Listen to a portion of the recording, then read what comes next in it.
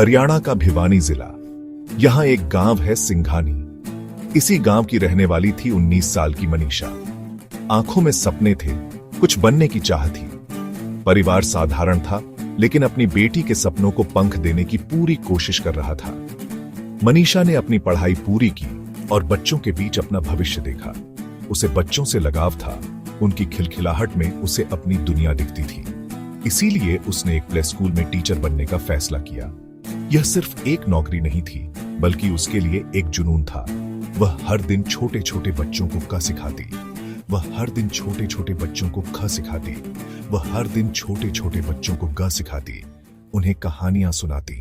तारीख थी 11 अगस्त, दिन सोमवार। बाकी दिनों की तरह ही मनीषा अपने स्कूल के लिए निकली।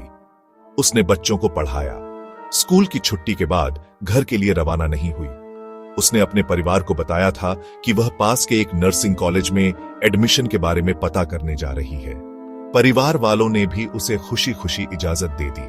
उन्हें क्या पता था कि यह आखिरी बार है जब वे मनीषा को घर से बाहर जाते हुए देख रहे हैं। शाम ढलने लगी, सूरज डूब गया, लेकिन मनीषा घर नहीं लौटी। परिवार वालों का दिल अब घबराने लगा। उन्होंने मनीषा के फोन पर कॉल किया, लेकिन कोई जवाब नहीं मिला। 2 दिन बीत चुके थे। 11 अगस्त को लापता हुई मनीषा। परिवार की उम्मीदें अब दम तोड़ने लगी थीं, लेकिन दिल के किसी कोने में अब भी एक छोटी सी आस बाकी थी। सिंघानी नहर के पास खेतों में एक लड़की की लाश मिलने की सूचना मिली। खबर आग की तरह फैली। मनीषा का परिवार कांपते हुए उस जगह की ओर भागा। उन्हें डर था कि कहीं यह लाश उनकी बेटी की न हो। खेतों में पड़ी वह लाश उनकी 19 साल की बेटी मनीषा की ही थी, जिस बेटी को उन्होंने नाजों से पाला था। पुलिस मौके पर पहुंची और लाश को कब्जे में लेकर पोस्टमार्टम के लिए भिजवा दिया। अब मामला गुमशुदगी नहीं, बल्कि हत्या बन चुका था। जब मनीषा की लाश मिली और पूरे इलाके में हड़कंप मच गया, तो पुलिस पर तेजी से जांच करने का दबाव बढ़ गया। शुरुआती जांच के बाद पुलिस ने जो थ्योरी पेश की, पुलिस ने दावा किया कि यह मामला आत्महत्या का हो सकता है। पहली, उन्हें मनीषा के बैग से एक सुसाइड नोट मिला था। दूसरी, पुलिस ने बताया कि मनीषा ने 11 अगस्त को देवेंद्र नाम के एक दुकानदार की दुकान से कीटनाशक यानी जहर खरीदा था। इन दोनों बातों को जोड़कर पुलिस ने यह कहानी बनाई कि मनीषा ने जहर खाकर अपनी जान दे दी। यह थ्योरी मनीषा के परिवार के लिए एक और सदमे जैसी थी। बरामद हुए सुसाइड नोट में क्या लिखा था, यह पूरी तरह से सार्वजनिक नहीं किया गया। पुलिस की सुसाइड थ्योरी में कई झोल थे, जो किसी को भी हजम नहीं हो रहे थे। यहीं से पुलिस की जांच पर सवाल उठने शुरू हो गए। लोगों को लगने लगा कि सच कुछ और है, जिसे दबाने की कोशिश की जा रही है। पुलिस ने जैसे ही आत्महत्या की थ्योरी पेश की, मनीषा के पिता ने इसे सिरे से खारिज कर दिया। उनके लिए यह मानना नामुमकिन था कि उनकी बेटी अपनी जान दे सकती है। मीडिया के सामने बार बार कहा, मेरी बेटी सुसाइड कर ही नहीं सकती। अधिकारियों से भी यही कहा गया, मेरी बेटी सुसाइड कर ही नहीं सकती। परिवार का पक्ष आते ही समाज का बड़ा वर्ग समर्थन में आया। कैंडल मार्च निकाले गए, धरने लगे, सरकार से न्याय की मांग उठी। सोशल मीडिया पर जस्टिस फॉर मनीषा ट्रेंड हुआ। पूरा समाज उनकी बेटी के लिए इंसाफ मांग रहा था। पिता का अटूट विश्वास कि बेटी की हत्या हुई केस की दिशा बदलने वाला सबसे बड़ा कारण बना।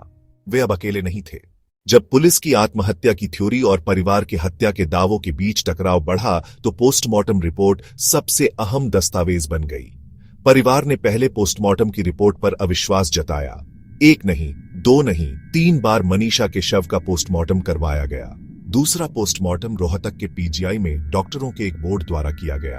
आखिरकार सरकार ने तीसरा पोस्टमार्टम दिल्ली के एम्स में कराने का आदेश दिया। परिवार इससे भी संतुष्ट नहीं हुआ। उन्होंने मांग की थी कि जांच बड़ा और निष्पक्ष हो। मनीषा का पार्थिव शरीर कई दिनों तक अंतिम संस्कार का इंतजार करता रहा। उनकी मांग थी, इस मामले की जांच सीबीआई से कराई जाए। मुख्यमंत्री ने घोषणा की कि मनीषा केस की जांच सीबीआई को सौंपी जाएगी। यह प्रदर्शनकारियों और परिवार के लिए एक बड़ी जीत थी। सरकार के इस फैसले के बाद ही परिवार मनीषा का अंतिम संस्कार करने के लिए राजी हुआ। सीबीआई जांच का आदेश, 3 पोस्टमार्टम। मनीषा की मौत का रहस्य पूरी तरह से सुलझा नहीं है। सबसे बड़ा सवाल यह है कि पुलिस ने शुरुआती जांच में इतनी लापरवाही क्यों बरती। क्या यह केवल अयोग्यता थी, या फिर किसी को बचाने की जानबूझकर की गई कोशिश? इस केस के दौरान भिवानी और चरखी दादरी में इंटरनेट सेवाएं बंद कर दी गईं और पुलिस को हाई अलर्ट पर रखा गया था। लॉरेंस बिश्नोई गैंग द्वारा धमकियों की खबरों ने मामले को और जटिल बनाया। मनीषा की कहानी हमारे समाज के लिए एक आईना है। यह दिखाती है कि एक महिला के सपनों को पूरा करना कितना मुश्किल हो सकता है। हमें यह सोचने पर मजबूर किया है कि क्या हमारा सिस्टम इतना कमजोर है कि एक हत्या को आसानी से आत्महत्या का रंग दिया जा सकता है।